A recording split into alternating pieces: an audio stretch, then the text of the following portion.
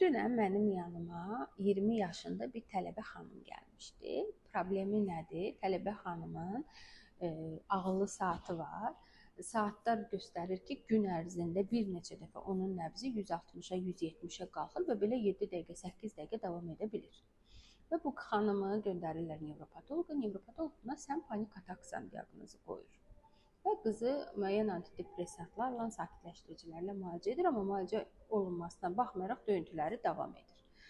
Xanım sosial şəbəkədən məni izləyir və evdəkilərə deyir ki, yox, mən düşünürəm, yenə də mən düşünürəm ki, mənim ürəyimdədir problem, mən bir ürək həkiminə və ya ritmoloqa getmək istəyirəm və durur gəlir mənim yanıma. Döyüntü hər gün olduğuna görə, yəni qızın şikayətinə əsasən belə deyək ki, mən bu xəstəyə exo elədim, exosu normal idi və 24 saatlıq Holter aparatı taxdım və özündən də xahiş elədim ki, döyüntün olan anı saata yaz, telefonuna yaz və bizə o saatı bildir ki, biz o saata daha diqqətlə baxaq. Və o bir neçə dənə saat bizə bildirmişdi və o saatda düşünün nə baş verir.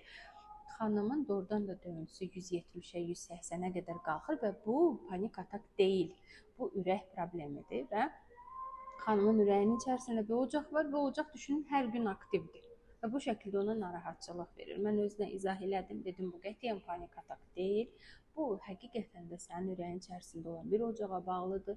Bu döyüntünün bir neçə cür müalicə üsulu var. Müalicə üsullarını da təklif elədim ki, dərmanla da gedə bilərik bir müddət, bir dəfəlik bunu ablasiyada edə bilərik, seçimi sənə buraxıram. Və xanım düşünüb mənə geri dönəcəyini bildirdi. Yəni hər döyüntü panik atak deyil və ya hər döyüntü patoloji deyil. Bunu sizə ancaq mütəxəssis aid edə bilər. Ona görə döyüntünüz varsa, tamam, nevropatoloqa da gedin. Amma bir zəhmət kardioloqa və ya aritmoloqa da bir dəyin ki, bunların arasındakı ayrı seçkiliyi biz sizə daha dəqiq izah edə bilək.